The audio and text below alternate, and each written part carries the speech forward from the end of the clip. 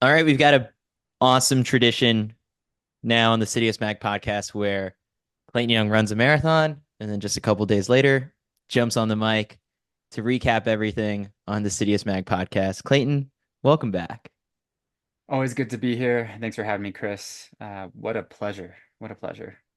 All right, so first off, I opened up your Strava just to pull up your New York City Marathon recap, but then I was struck by the fact that it is Tuesday and you're already back to running and apparently got caught in a little bit of a snowstorm this morning.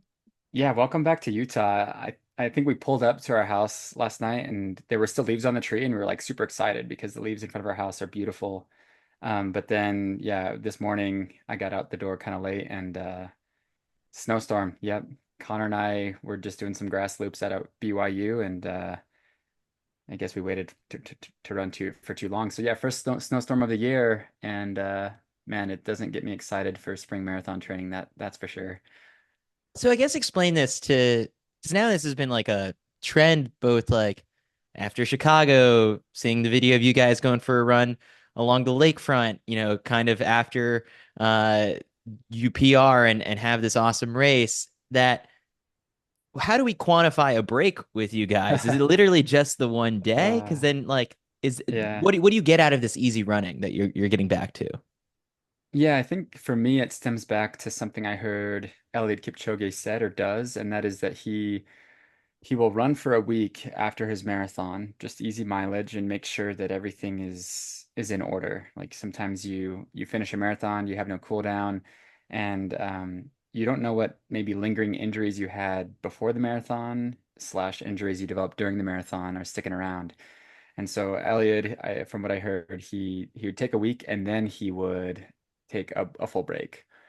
And so after every marathon now, I do try to just promote blood flow. Like it's not like we're cruising out there or anything. I bet we average close to 8 minutes this morning, and I stopped the watch when it stopped, and it is what it is. But like it was just blood flow because I am super super sore after New York, and so I was just being careful to yeah make sure I get blood flow, and then. Yeah, we did actually go into the weight room this morning. Our weightlifting coach, Braden, had us just doing some really light lifting and just more range of motion and isometrics just to make sure everything was okay. And then we hit the sauna for 20 minutes, just blood flow. So everything at this point is just blood flow. It's nothing special. And I do want to be careful though. Connor is he is so motivated after races. Like he just wants to race again. He wants to go. And we keep each other accountable. Um, so part of me is like, I want to do that too. But yeah, for me, it stems back to Eliud Kipchoge's statement on blood flow.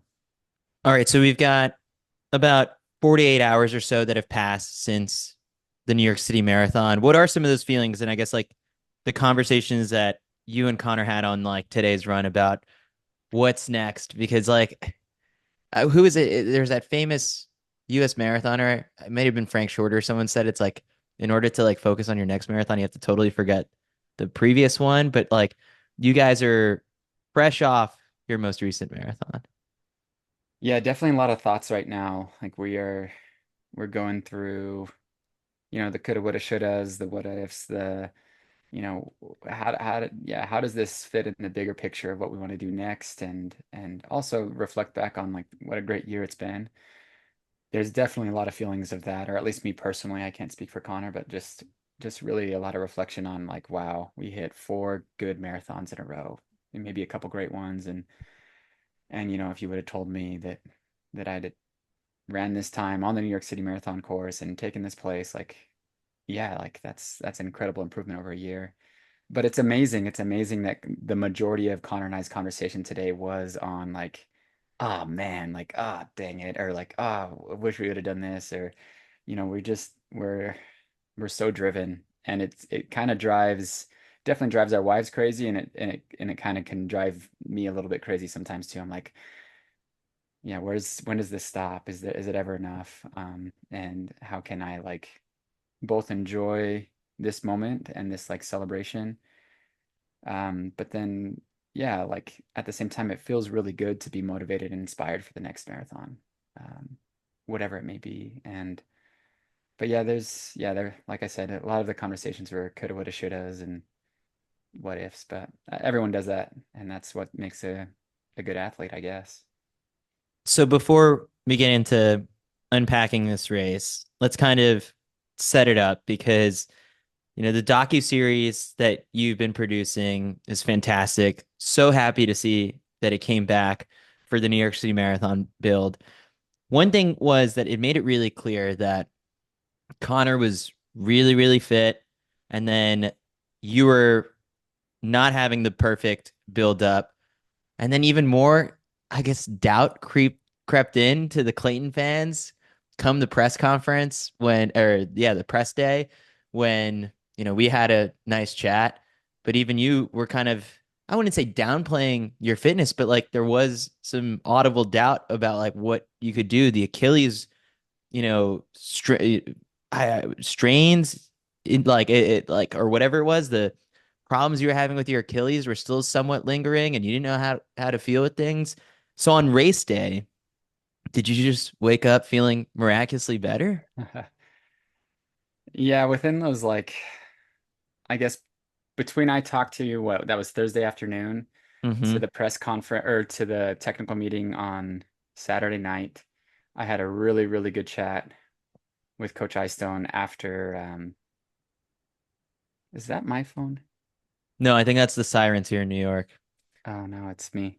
Oh, okay. I'm sorry. You can You're take it. probably Don't worry. you'll have to cut that. No, I don't have to take it. I just wanted to know. Um, anyway, so between we'll cut. We're back.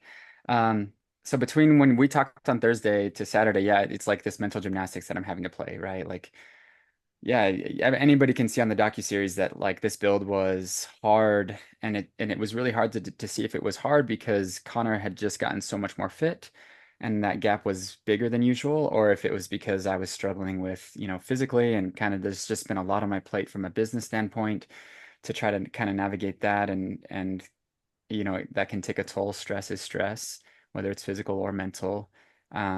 And yeah, I didn't know how I was feeling going into New York. And I'd finish some of these VO2 max workouts on the track and just get absolutely just trashed. And then I was like, well, maybe that's just because I'm getting older and my marathon and like threshold strength is really, really strong. But the VO2 is just not going to come as easy as it did, that speed work on the track. But I was like, no, I can't fall into the old man trap. Like I gotta stay young forever, right? Like, so there was a little bit of that. And then, but when I really reflected back, I really tried to focus and build some confidence over those next couple days. And I looked back, okay, what were the sessions that I did nail? And it was those like more marathon-esque workouts, right? Like the 2 by 4 miles, the 8 mile predicted marathon pace workouts, the long runs, the pickups and long runs. Like the marathon specific work was still looking really, really good, if not the best ever.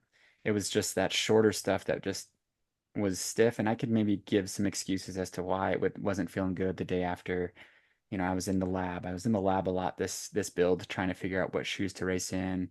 My recovery maybe wasn't quite on point. Like, I don't know. There were just little things that maybe were bugging my VO2 max track days, um, but then on Saturday night after the press conference, I sat down with Coach, and man, he just built me up.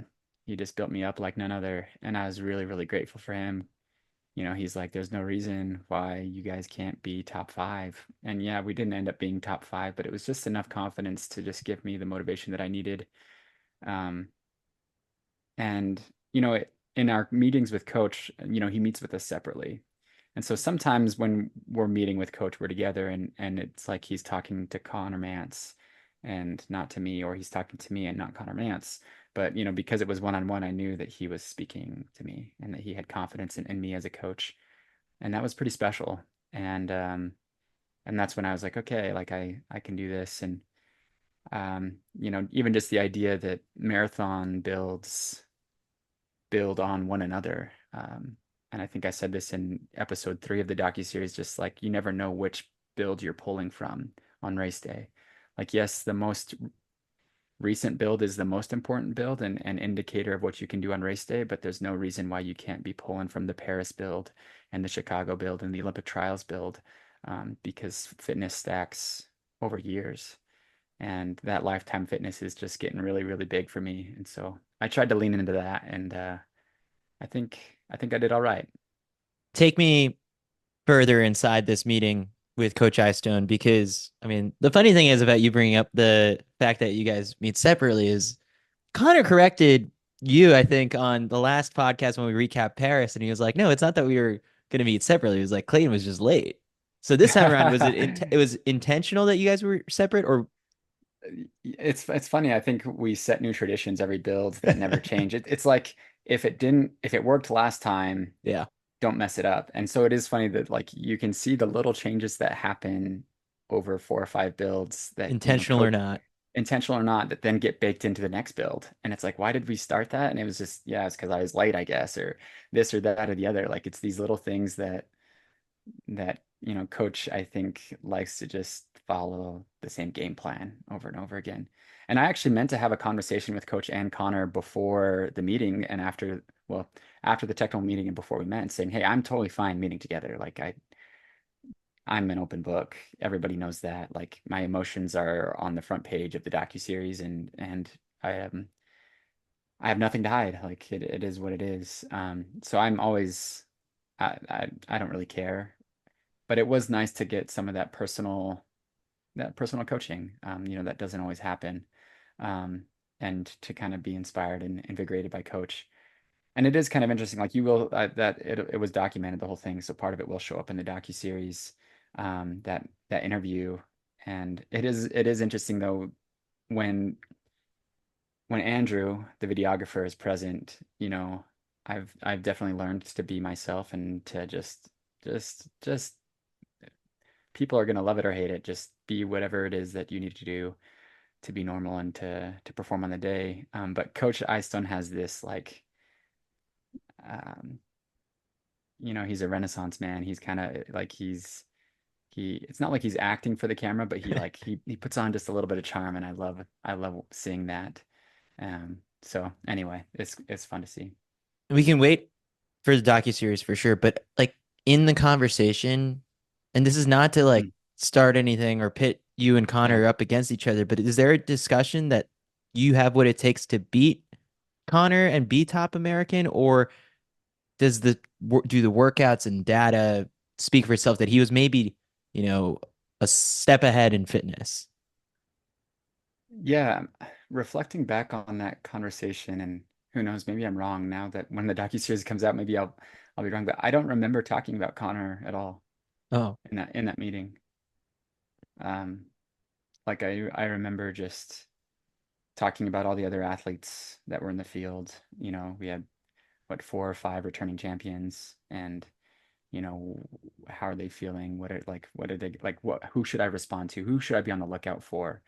I already know about Connor, and yeah, there's no talk of a top American. Like, it's fun to be top American, but I think all of us are kind of like trying to shoot past that a little bit.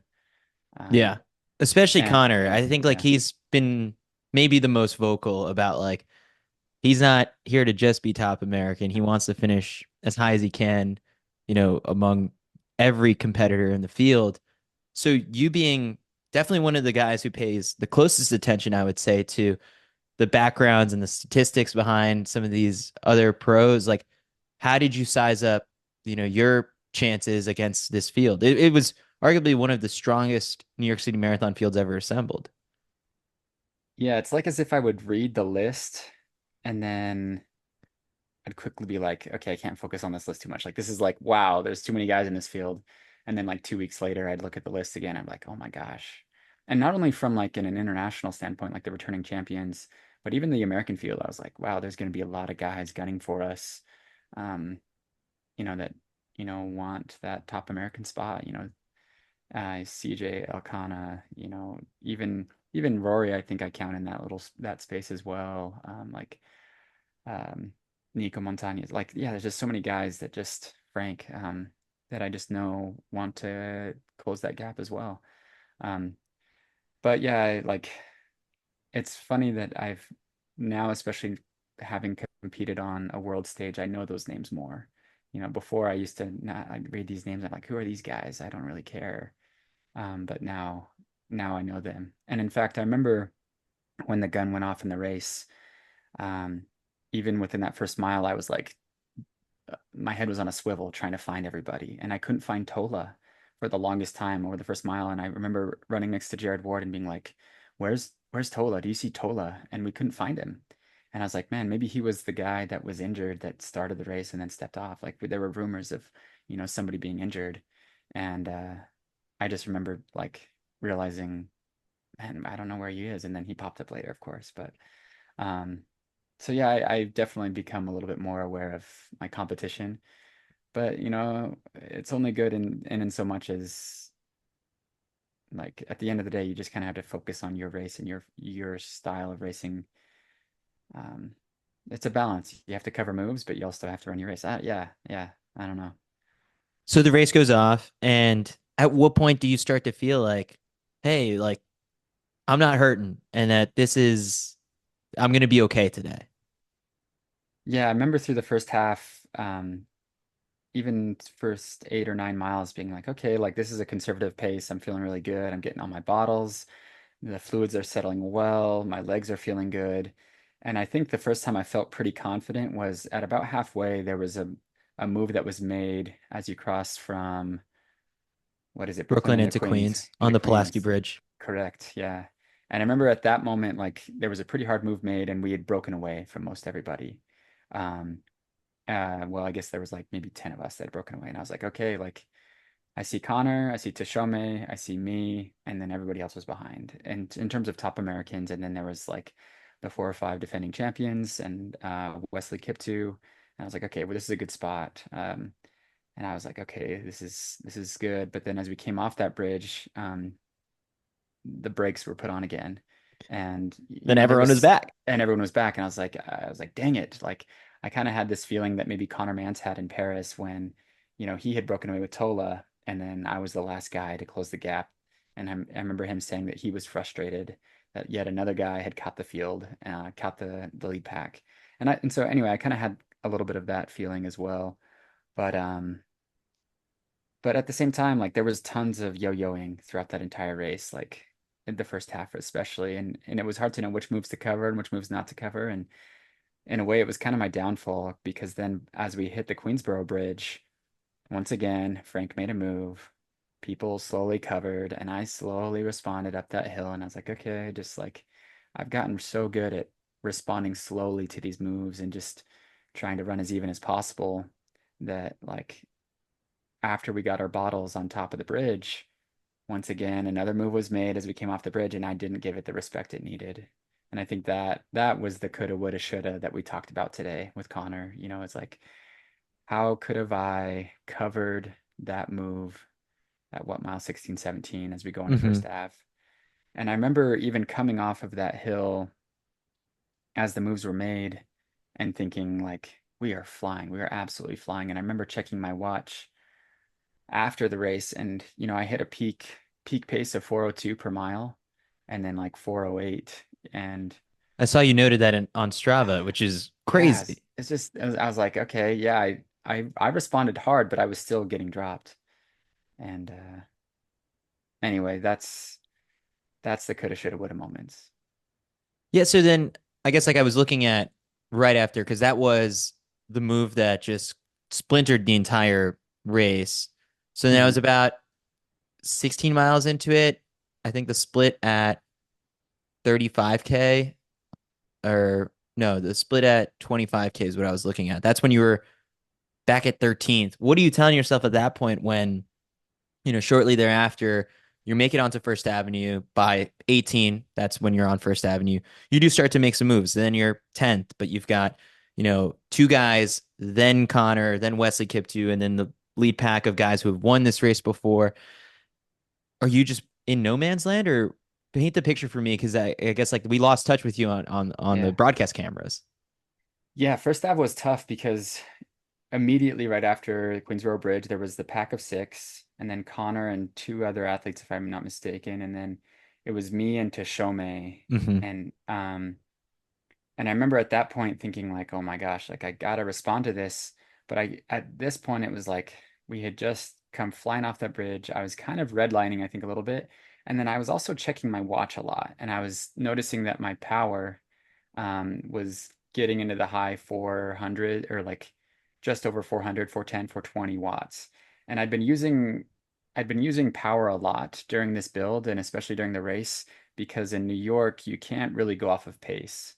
Like pace is so relative when you're running up and down these hills into a headwind or a tailwind. And so I'd gotten kind of used to knowing what my critical power was that I was supposed to run, thanks to the stride pods that I'd been wearing and using throughout training. And I noticed I was like running 420 watts, and I was like, this is 20, 30, 40 watts above my critical power. And I'm like, this is too much. Like I need to be patient here, but at the same time, it's like I need to cover this move, and you never know when they're going to slow down again. And I remember also being really nervous because I had taken the lead and I was leading to Shomei, and then we caught one other guy that had fallen off of Mantz's pack, and he tucked in as well. And I was leading both of these guys as we were chasing down Connor. And I was like, dang it, like I'm not worried about top American, but I definitely want to beat Tashome, right? Like I still am worried about beating Tashome, like he's American. And then obviously I was also worried about this other athlete, latching on. And so I did most of the work, if not all of the work, down first Ave. And the crowds were wild and electric. But as like once again, I'm like checking my watch. I'm like, we're still flying. We're still well above what I should probably be doing. Um, and and it wasn't until probably about 10K to go, 6, 7, 8 miles, that I was like, okay, I can kind of cut it loose. Like I think I can maintain this sort of an effort to the end. And as we entered the Bronx, that's when I started to notice that maybe, Connor was starting to fade. Um, Once again in the Bronx, the coolest part about the Bronx by far was, so for those that don't know, in Paris, in mile 18, there was the Wall Hill. Hmm. And the Wall Hill was the giant hill that we had to run up with like 13, 14, 15% grades. And about halfway up that hill, there was a kid named Jackson that started running parallel to me. And he's the same guy that ran parallel to Dakota Lindworm, or I guess Propane now, Propane. And and this kid just was waving an American flag in Paris. And I made eye contact with him. He made eye contact with me, and it was just like super motivating during the hardest part of the course. Well, fast forward to the Bronx in New York, and it's kind of gets quiet in the Bronx. There's not as many people, and all of a sudden, Jackson starts flying parallel to me on the sidewalk, and I look over and I recognize him immediately. He's got the same American flag, and I'm like, oh my gosh, it's that kid all over again. And Dakota's met the kid and has gotten to know him, but I haven't met the kid yet. Like we've messaged a little bit, him and his father and myself, and I go like this, like I point at my eyes, I point at his eyes, like we're just smiling, we're just enjoying this moment. And this is like crucial for me right at this part of the race when I'm trying to break to Shomei. I've already broken one athlete. I'm pulling towards Connor. And he runs with me for a couple hundred meters, and then all of a sudden he's gone. And I'm like, where'd he go? And then as we kind of round the corner again, he pops out of nowhere again. And I was like, oh my gosh, he's back. And he was flying. And it's not like I'm like in Paris, I was maybe running like 7-minute pace up this hill. But at this point in the Bronx, like I'm probably running 440, high 440s. Like this kid is moving really, really well. And that was really motivating. And especially as we came off the bridge, back into Manhattan, I was like, okay, here we go. It's go time. Like this is the moment, especially because I had come out to New York a couple months early for the shoot with Bandit, for that whole launch. And I had gotten to train on the course, and I was now in territory of what I had actually been able to train on. And so as we worked up Fifth Ave, like that's when I really started to notice that I was closing on Mance hard. And that's when, Wesley Kiptoo was there, and Connor flew by Wesley Kiptoo, and then I flew by Wesley Kiptoo. And then Connor just slowly started coming back. At that point, it was really hard to know exactly how to play it out, right? Like I could tell I was closing on Connor, and it was like, do I close this gap all at once, or do I play this tactical? And for those that don't know, like Connor is really, really good at hills. And so as we were working up that hill on Fifth Ave towards the entrance of Central Park, I was like, okay, I'm not gonna try to close the gap here. Like I'm just gonna try to keep the same distance. And but I could hear like everybody and their dog in all of New York wanted me to catch Conner. Like they were just like, catch Conner, he's right there. Like go get him, catch Conner. And I was like, okay, like that's the plan. Don't worry, I'm trying to catch Conner. I want to catch Conner. And I was also keeping my eyes up ahead because, like, yeah, I want to catch Conner, but like, how could we work together to catch the guys that are falling off? And every time I'd see somebody fall off, I'd be like, sweet. But then I'd realize it was one of the professional women. And I was like, dang it. Anyway, as we got to the top of Central Park or entered Central Park, Conner turned his head and saw me for the first time. And that's when I knew it was like game on. And he flew down the hill in Central Park, and then I flew down the hill in the Central Park, and then he flew up the hill, and then I flew up the hill. And that's when I got within probably about 3 seconds. And I was like, okay, like I'm feeling good. Usually, Conner closed really, really well in Paris, but he doesn't always typically close his marathons hard. And so I'm like, when am I going to close? And also, like, I know these last parts of Central Park pretty well. I've trained on it a little bit more than Conner, and I felt like I could capitalize on that. But then with a mile to go, like Conner looked down at his watch. And for those that don't know, like when Conner looks at his watch, whether he's going fast or whether he's going slow, he's picking up the pace. Like, no doubt. Like, it's almost as if you have like a 3 second warning. You're like, Connor's looking at his watch. Okay, start speeding up now because he's about to take off, no matter what his watch tells him. Um, and so I started picking up the pace and he just took off and I took off. And, uh, you know, the day before, it was kind of interesting because we had been running on the course for our shakeout. It was during the 5K, and that road on the south side of Central Park Hmm. was blocked off, and that's part of the course. And I remember running with Conner, and he was running on the sidewalk, and I was like, Conner, this is the course over here. Like, come run on the course with me. And he's like, oh, this is the course. And I was like, yeah. Like we leave Central Park and then we come back in Central Park. And he's like, really? And I was like, yes. And I was like, in fact, this is probably about 800 to go, like right here. And he's like, no way. And I was like, yeah. And then we kind of ended up heading towards Columbus Circle. And I was like, right here's probably like 600 to go. Like this is an important spot. And so it was kind of ironic, like fast forward 24 hours later, and here I am trying to chase down Conner Mantz at the same spot where I was like, this is 800 to go, this is 600 to go. And I'm like, dang it, maybe I shouldn't have told him, right? Like maybe this is my one chance to like have a tactical advantage, but obviously that's silly. Conner closed that last mile. In fact, I think he was told by Coach Ione that he closed the last mile faster than anybody and I closed uh, just as fast as the winner. So I tied for second. Um, and so by about 600 to go, I knew there was no chance. So with about 200 meters to go, once again, I got to show my love to the crowd and cross shortly after, and it was pretty cool. Yeah, no, there was definitely a moment when the cameras cut to you closing that gap, and then as soon as I noticed that he saw how close you were, I was like, oh no, he's gonna go now, and that's Yeah. just Conner. I think like Yep. he's got one last bullet in the chamber to fire away, and yeah, I mean he used it at the very end. Yep. One interesting point you brought up is just the running on power and looking at your watch with that. Because actually, like a minute or two before you jumped on to record, I get the link from Stride with Mm. like all of the data that you provided from that race. And so what they noted was that during the first half of the New York City Marathon, you averaged 382 watts, which is 1% lower than your average power output at the Olympic Marathon. However, it was during the second half that Clayton truly shined, increasing his average power to 398 watts, 3% higher than the Olympic marathon. Overall, you averaged 1% more power than you did in Paris, which also led for you to, I guess what the numbers were suggesting that you would run 210, but then you Yeah. outdid those expectations. So, what did you make of kind of crunching some of that data afterward?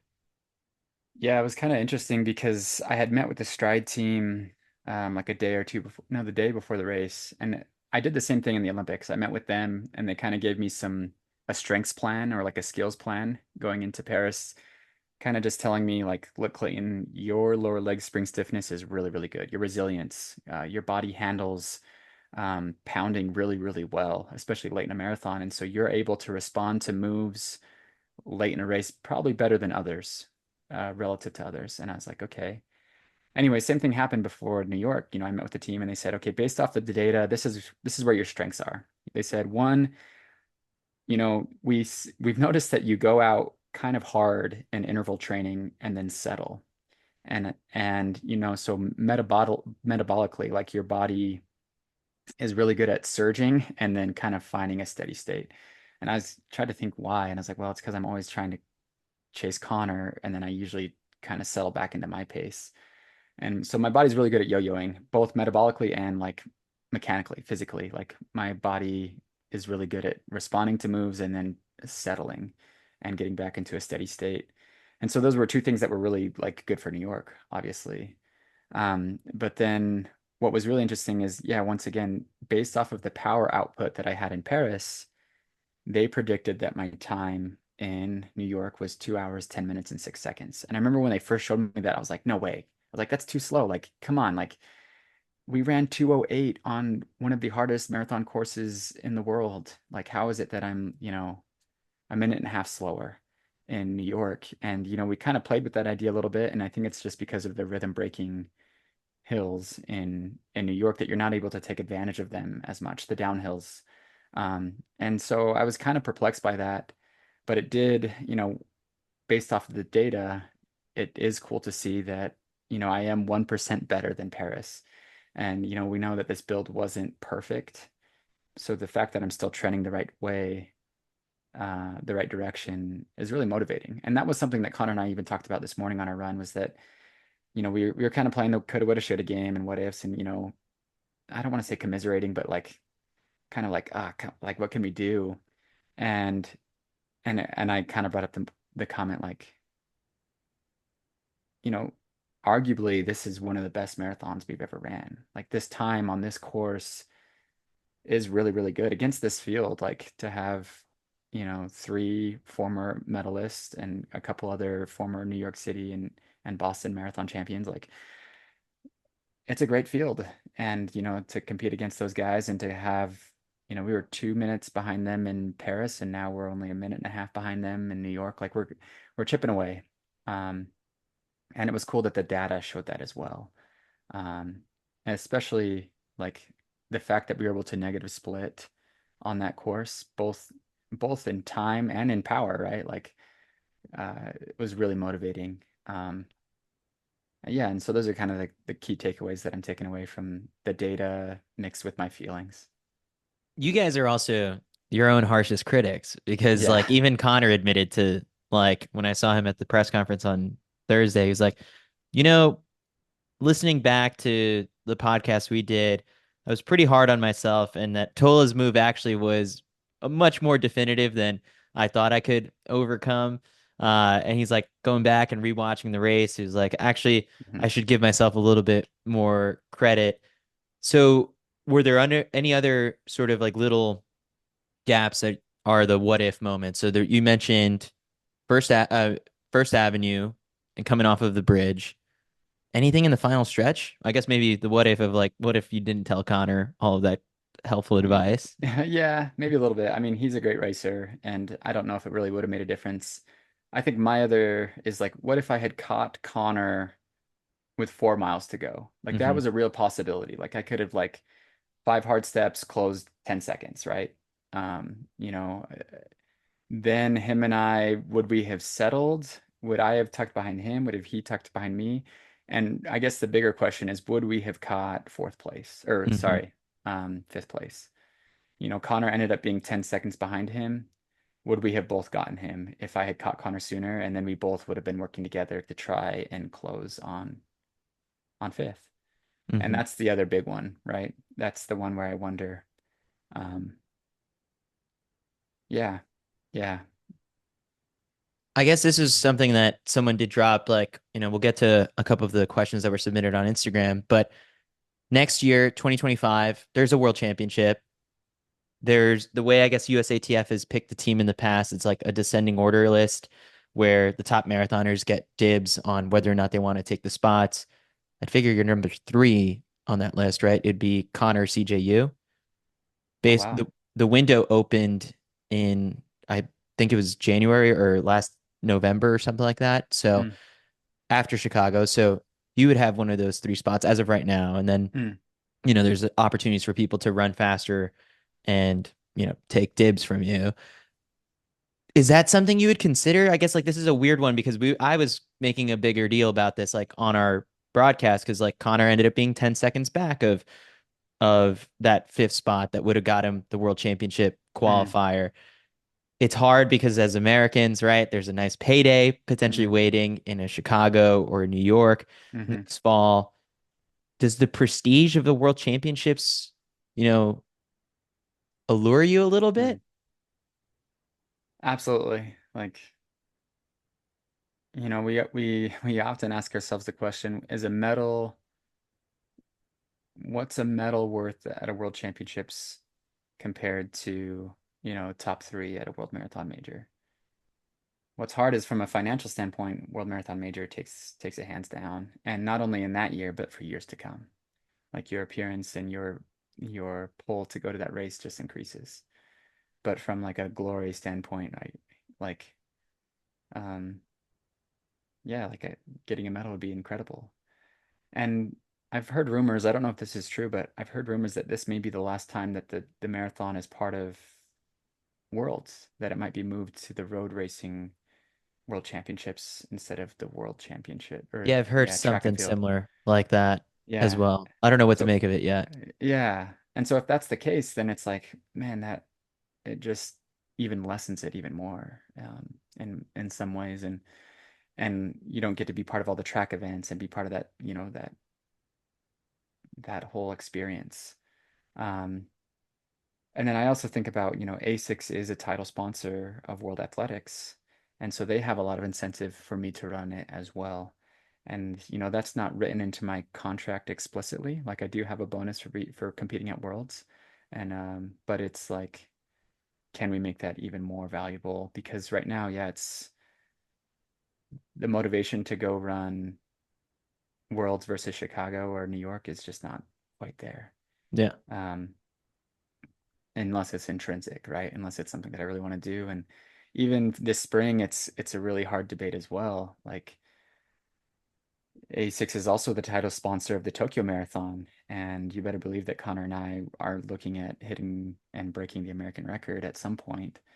And Tokyo is one of the best places to do it, and it'd be fun to do it before any other American had a shot at doing it because we know it's going down.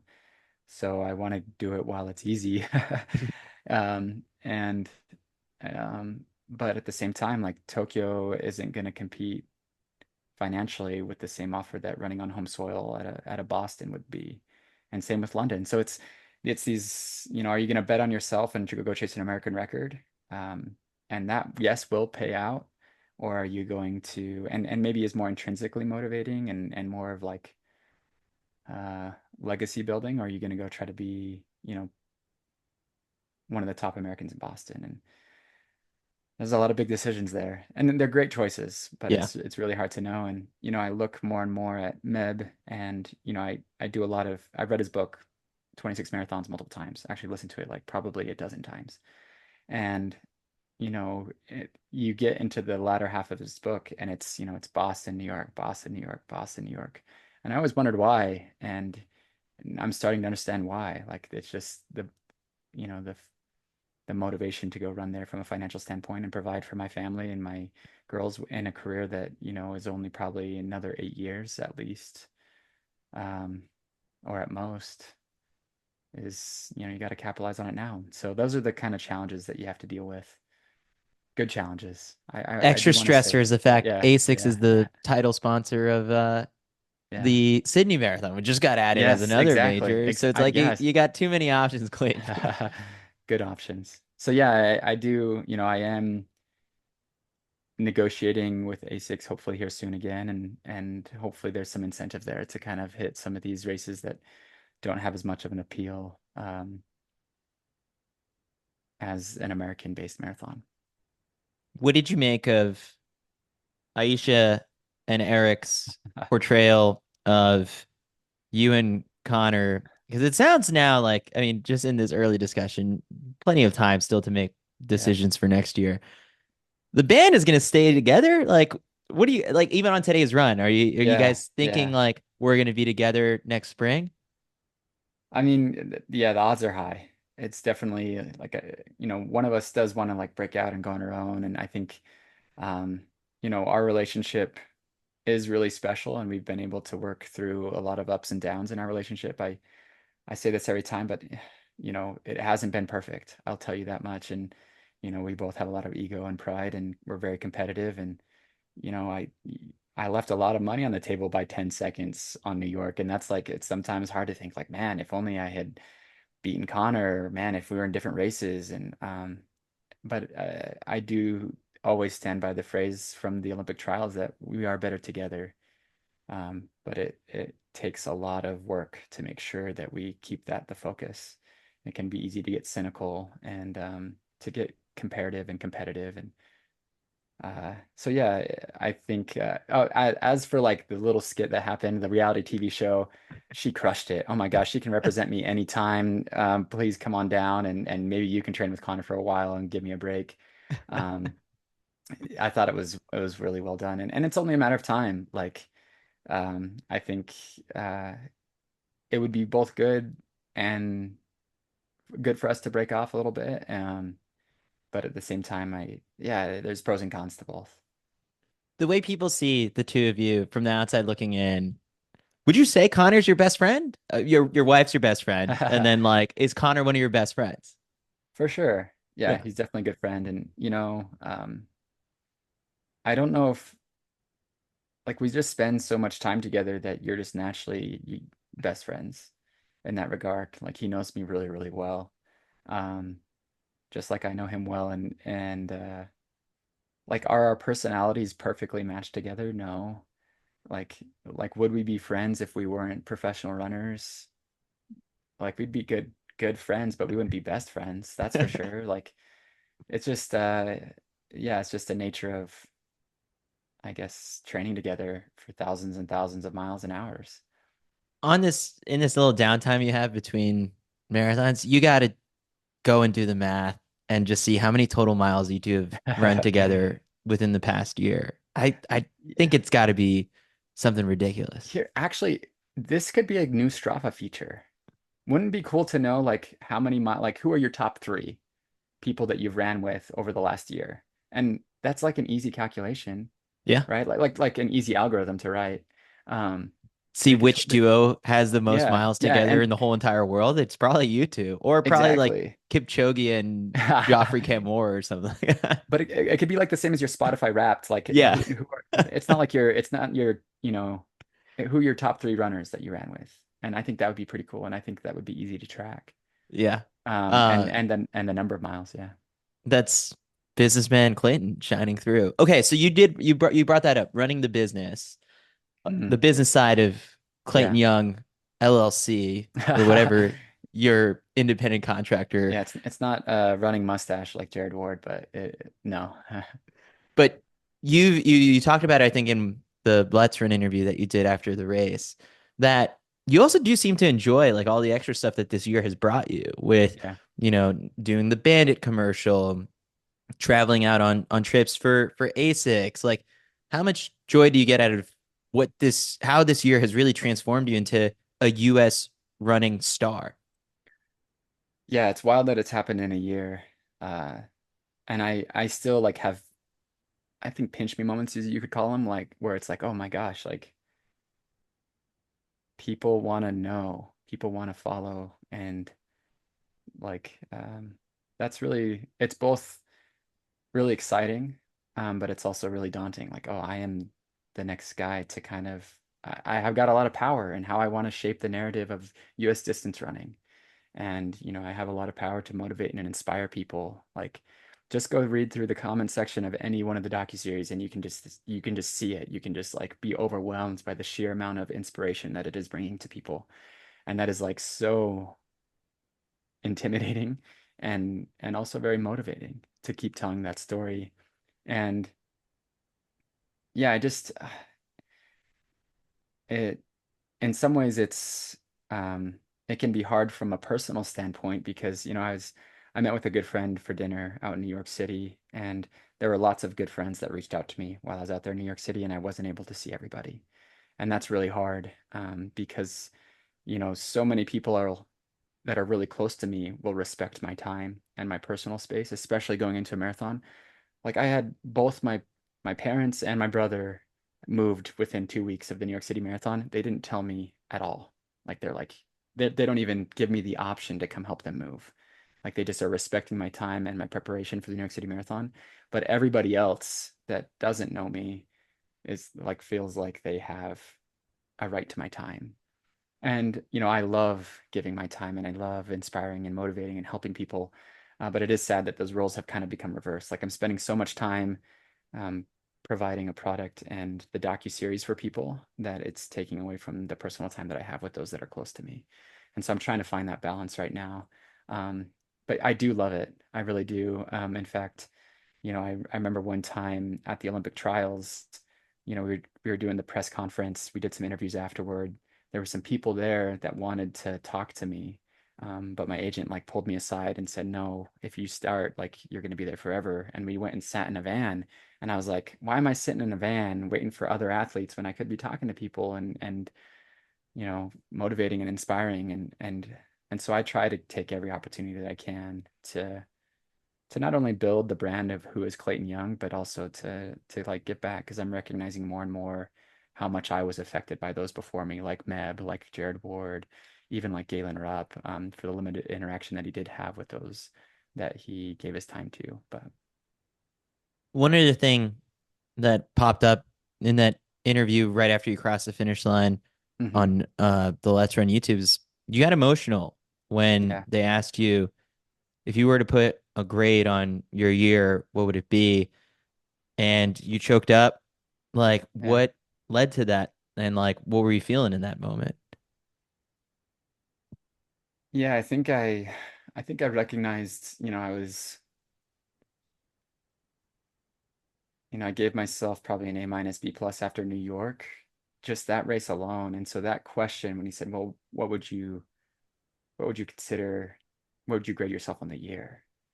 And taking that just step back, that half step, full step back, and just looking back, that's when I recognized, like, here I was kind of in this maybe slightly pessimistic mood. Not like it was a good day. Don't get me wrong, good day, like base hit day. It's not like I'm mad about it or sad about it. Like it was a good day. But taking that one step back was just like, oh my gosh, like 4 marathons in a row in 14, 13 months, running fast times with people that I love, being surrounded by my girls and Ashley and the support crew that I have, running that race with 5 BYU alumni with Connor and Jared and Nico and Rory. Um, like that's really special. And I hope I can continue to keep that eternal perspective or like that lifelong perspective of, you know, yeah, I'm not always 100% satisfied in the moment, but overall, like this has already been an amazing journey. And I don't want it to end here. Like I definitely have some big goals and big dreams to come, but I do need to take my wife. She's always reminding me to be grateful, and she's always, especially these days after the marathon, just trying to get me to see, how blessed we've been and how incredible this has been. Yeah, there were 3, 4 years where Ashley and I were going through the thick of it in terms of just professional running and finances in this professional running world, and maybe I should go be a mechanical engineer, right? And she was the one that was motivating me and believing in me to just keep going on this journey. And so it's really amazing to look at this year, both from a performance standpoint, from a financial standpoint, and just think like we made it, quote unquote. Um, yeah, I think it was even in the podcast we did right after the Olympic trials that there was just like this overwhelming feeling of gratitude that you spoke about Yeah. just like how grateful you were that even getting up until that point, you had strung together two really good marathons. Or if it was after Paris that we had this conversation, then it was Yeah. three really good marathons. And just given, your background in the years leading up to that, like there were ups and downs. And, I kind of, I don't know if I've brought this up in one of our previous podcasts. I just keep that quote from The Office where Andy Bernard says, like, I wish there was a way to know you were in the good old days before you actually left them. Mm. Yeah. Do you feel that? Because I feel like every Yeah. single time, like even after one of these races, like, yes, there's a period to be critical, Yeah. but there's a lot more gratitude that outweighs all of that. Oh man. Absolutely. Like I think that's one of the blessings of being so close to Jared Ward is man, he had the good old days and then they were really taken away from him. And that's really, really hard to see. And, some of that is, the choices that he made with, but a lot of it is out of your control, like injuries and Hashimoto's and just the dynamics of having a big family and deciding to go to school and like some things you can control, some things you can't. But just man, I don't think I recognized how devastating 2020 was for him after making the Olympic team in 2016. And he's really close to us, and he gets to see us now live the dream. And man, I've asked him subtly a couple times, like how do you handle it? How do you handle being so close to Connor and I? Um, knowing that was you and can be you and should be you. And the the guy has no jealous bone in his body. Like he's just so grateful and so motivating and so inspiring and so giving of his time and his energy. And I think it just even shows this last weekend. Like he came into that race injured. Wasn't in any sort of shape, but he just wanted to be there on that start line with his friends and with the people of New York and with his daughter Ellie. And I think he thinks back on the good old days and wishes that he could have maybe enjoyed those more and maybe change his trajectory a little bit in terms of uh yeah, his health. But man, I'm very conscious and aware of how short this window can be because of him. You could say that Connor and I are a shoe-in for the 2028 games just based off of these last four marathons. But I I I just with Jared being so close, I just know that there's no guarantee in this sport at all. It's such a fickle sport, and I'm trying to enjoy every moment of it. And yeah, yeah, you nailed it. That's it right there. All right, Clayton, I'll pick up the mood here and I'll run through. This is a fun game that I've started playing. We've done this with a couple coaches now, Let's do it. and it's overrated, underrated on training techniques. We did it with Mm, Mark Coogan, we did it with Diljit. And since you're a big training junkie, I feel like people would enjoy hearing yeah. your quick takes on some of these. So I'm gonna rattle off certain elements of training. You're gonna give me if you think that they're overrated, underrated, or in a couple cases, you can't use them for all, properly rated. All right. Okay. Okay. All right, let's start with the easiest one, altitude.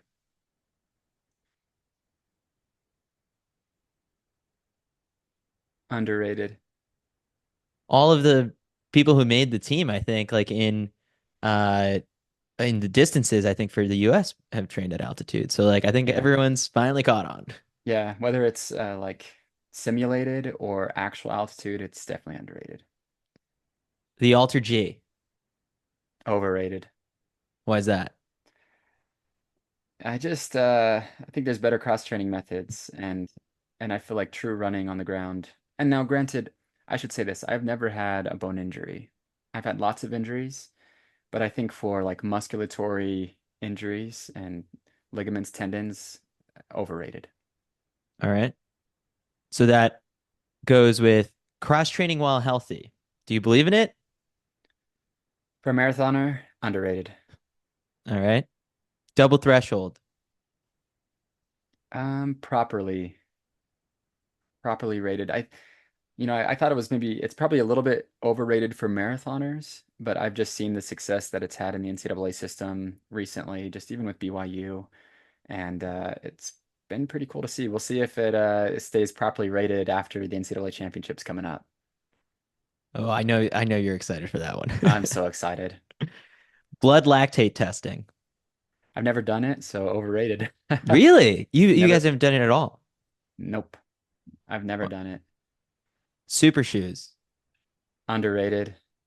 Yeah, super shoes are amazing. Okay, And so and I give you a little history on that. Like I remember I've seen the whole trajectory of super shoes. I was the first guy to win the NCAA 10K in super shoes before they were banned on the track. Like I know the strength and power of super shoes. And in that time, it was kind of like a secret weapon that you'd pull out on race day, not in workouts. And we kind of thought like you were soft if you brought out super shoes in workouts. Now though, like I think I love the a quote by Jakob Ingebrigtsen, like whatever helps me go faster and further, the better, right? Like that stimulus on the body is what you're wanting. And if shoes help, great, do it. did your approach change at all this time? Because I remember one of the things that some people caught on to from the Paris docuseries was that you just wear down a Yeah. pair of the Metaspeeds, the whole entire block, and then switch into something new on race day. Did you run that same approach back this time? Yeah, that's exactly what I did in Paris. And yeah, I guess that's me, my hybrid approach. That's like me saying like, oh, I do love that pop on race day, that special feeling. I think that is pretty cool. And I think it is psychologically and physically helpful. I kind of was able to do it this build. It was a shorter build and I was testing 3 sets of prototypes. Hmm. And so I was rotating through different pairs. And so they were a little bit more fresh. And even partway through, I got a new updated version of a previous version. And so I was then on another fresh pair. And so not quite the same effect this go around. But I did still get a fresh pair the week of the race. All right. Pacing lights. I've never done pacing lights That's all right. either. I know You it's you made it off the track before those man, were a thing. and man, let me tell you, well, pacing lights will never happen at Grand Slam, but you better believe that like I wish so bad that I could be a track guy again because of Grand Slam. So Kyle Connor, Merber, if you're listening, maybe marathon, Grand Slam. I don't know how we're gonna bring it to the roads and make it quite as exciting with the TV window and the timing, but let's make it happen. Or well, yeah, yeah, Connor did he chimed in on my Strava comments because I was like when I saw him running in Central Park yesterday, I was yeah, like, yeah, with that kind of recovery, like he should be a challenger in the yeah. first season of Grand Slam. And he was like, actually, like, Yeah, yes, yeah, because Connor jumped back on the track for the 10K championships this past summer that yeah. for him to do 3K, 5K sometime in May or June. I mean, I would be shocked if we don't see Connor participating in Grand Slam this year. Seriously. Yeah. Yeah, and if you look at, I mean, check out the docuseries. He's still be able to. He did 8 by 800 starting. His slowest was maybe 207, 208. He was finishing in like 201. Like the Still guy's got in it. the guy's in incredible 5K shape. I bet he could go run 13:20 in the 5K right now. And that's off of marathon training. Like anyway, that's not crazy, but it's not crazy either, if that makes sense. BU's track, overrated, underrated. Did you Oh, ever get around to it? no, no. This is another one where BU track existed after my time. And maybe not after my time, but like it wasn't a thing. Yeah. And BYU was so, we'd go to UW 3 times a year and Iowa State, like that was it. So and UW is fast. The Dempsey's fast, but and I'm kind of sad too because I only got to run the mile once as an NCAA track athlete, and I ran 4 flat 0.77 to run Wow. at sea level. So, well, I guess I ran it multiple times. Well, I ran it twice or 3 times, but I only got to run it once at sea level.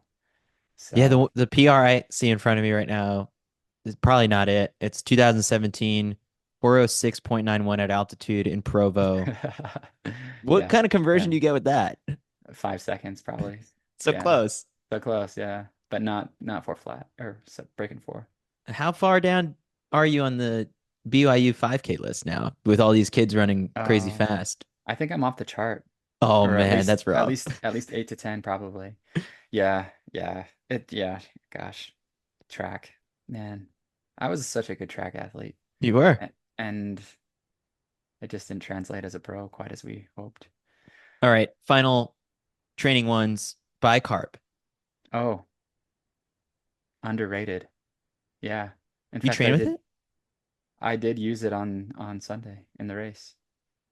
I met with the Morton team just by happenstance a couple days before the race, and I used it in Paris as well. But when I used it, when I talked to them a couple days before the race in New York, they're like, "Are you going to use bicarb or not?" And I was like, "Yeah, I think I'm going to use it." And I didn't have any chances to practice actually during this build, which call me crazy. We did practice a ton with Martin. Like Martin, we do that all the time. The hardest thing about bicarb is you have to get up like 3 hours before you work out or long run. And I know a lot of pro teams that, don't start running till 9 or 10 a.m., but we start at like 7, 8 a.m. And so you don't want to get up at like 4 or 5 a.m. Like, what's more important, sleep or testing out bicarb? And I'm like, well, this build has already been demanding enough and recovery. So I always chose sleep, but I've never had a problem with it, and so I did use it in in both Paris and in New York City. And Final one is wait. Oh, go ahead. I should say I did test it quite a bit before Paris. Final one is weightlifting, which I feel like you'd say underrated because you're in the Yeah, gym pretty often. yeah, we were in it today, and I was like kind of making fun of us today. I was like, why are we in the gym today, 2 days after the New York City Marathon or whatever? But yeah, just it's not about bulking up; it's about staying healthy, and I have had the healthiest, last 18 months of my life because of the gym. All right, I'm going to run through some of these Instagram ones that were sent in, and we could do these rapid fire. Okay. Someone's asking, Michelle asks, what is Clayton's running bucket list at this point? Oh gosh. I am in the bucket list phase, like where like I kind of talked about how Meb is was kind of in this Chicago, New York or or sorry, New York, Boston cycle, and I'm like, oh man, maybe I should get over to Tokyo. Yeah, get over to Tokyo is probably on my bucket list, whether that's for the Tokyo Marathon or um for something else with Asics. Cohen927 asks, if you had to pick one track session for the rest of your life, what would it be?